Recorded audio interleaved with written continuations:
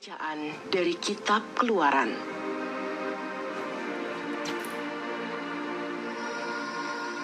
Ketika Musa turun dari Gunung Sinai dan memberitahukan kepada bangsa Israel segala firman dan peraturan Tuhan, maka seluruh bangsa itu menjawab serentak, "Segala firman yang telah diucapkan Tuhan itu akan kami laksanakan." Lalu Musa menuliskan segala firman Tuhan itu. Keesokan harinya, pagi-pagi, didirikannya mezbah di kaki gunung itu dengan 12 tugu sesuai dengan ke-12 suku Israel.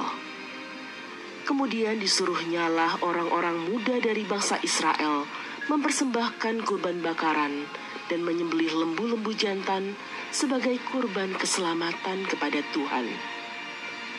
Sesudah itu Musa mengambil sebagian dari darah itu, lalu ditaruhnya ke dalam pasu, sebagian lagi dari darah itu disiramkannya pada mezbah itu. Lalu diambilnya kitab perjanjian itu dan dibacakannya, dan bangsa itu mendengarkan. Lalu mereka berkata, "Segala firman Tuhan akan kami laksanakan dan kami taati." Kemudian Musa mengambil darah itu dan memercikannya kepada bangsa itu, seraya berkata, "Inilah darah perjanjian yang diikat Tuhan dengan kamu, berdasarkan segala firman ini."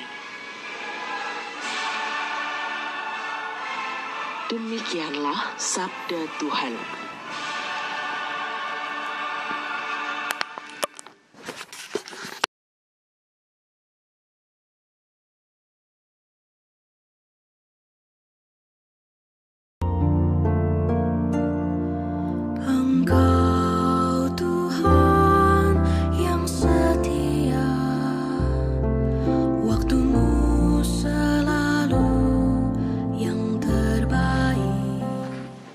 Bacaan dari surat kepada orang Ibrani. Saudara-saudara terkasih, Kristus telah datang sebagai Imam Agung demi kesejahteraan masa yang akan datang. Ia telah melintasi kemah yang lebih besar dan lebih sempurna, yang bukan buatan tangan manusia, artinya yang tidak termasuk ciptaan ini. Dan ia telah masuk satu kali untuk selama-lamanya ke dalam tempat yang kudus, bukan dengan membawa darah domba jantan dan darah anak lembu, tetapi dengan membawa darahnya sendiri. Dan dengan itu, ia telah mendapat pelunasan yang kekal. Sebab, jika darah domba jantan dan lembu jantan dan percikan abu lembu muda mampu menguduskan mereka yang najis, sehingga mereka disucikan secara lahiriah, betapa lebihnya darah Kristus, yang atas dorongan roh abadi, telah mempersembahkan dirinya sendiri kepada Allah, sebagai persembahan yang tidak bercacat. Betapa darah ini akan menyucikan hati nurani kita, dari perbuatan-perbuatan yang sia-sia, supaya kita dapat beribadah kepada Allah yang hidup.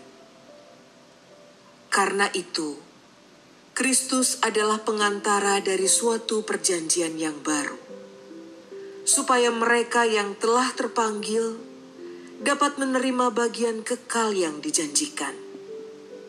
Sebab ia telah mati untuk menebus pelanggaran-pelanggaran yang telah dilakukan selama perjanjian yang pertama. Demikianlah sabda Tuhan.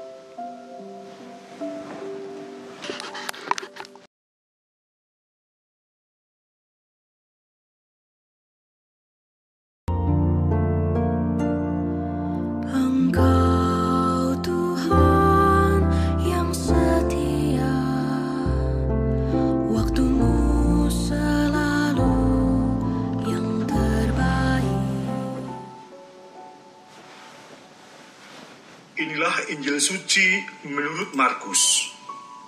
Pada hari pertama dari hari raya roti tidak beragi, pada waktu orang menyembelih domba Paskah, murid-murid berkata kepada Yesus, "Ke tempat mana engkau kehendaki kami pergi untuk mempersiapkan perjamuan Paskah bagimu?" Lalu Yesus menyuruh 2 orang muridnya dengan pesan, "Pergilah ke kota. Di sana kamu akan bertemu dengan seorang yang membawa kendi berisi air. Ikutilah dia, dan katakanlah kepada pemilik rumah yang dimasukinya, 'Guru berpesan, di manakah ruangan yang disediakan bagiku untuk makan Paskah bersama-sama dengan murid-muridku?' Lalu orang itu akan menunjukkan kepadamu sebuah ruangan yang besar, yang sudah lengkap dan tersedia. Disitulah kamu harus mempersiapkan perjamuan Paskah untuk kita." Maka berangkatlah kedua murid itu. Setibanya di kota, didapati mereka semua seperti yang dikatakan Yesus kepada mereka. Lalu mereka mempersiapkan Paskah. Ketika Yesus dan murid-muridnya sedang makan, Yesus mengambil roti, mengucap berkat, membagi-bagi roti itu lalu memberikannya kepada para murid seraya berkata, "Ambillah, inilah tubuhku." Sesudah itu, ia mengambil cawan, mengucap syukur, lalu memberikannya kepada para murid dan mereka semua minum dari cawan itu. Dan Yesus berkata kepada mereka, "Inilah darahku, darah perjanjian yang ditumpahkan bagi banyak orang. Aku berkata kepadamu, sesungguhnya aku tidak lagi minum hasil pokok anggur sampai pada hari aku meminum yang baru, yaitu dalam kerajaan Allah." Sesudah menyanyikan lagu pujian, pergilah mereka ke Bukit Zaitun. Demikianlah sabda Tuhan.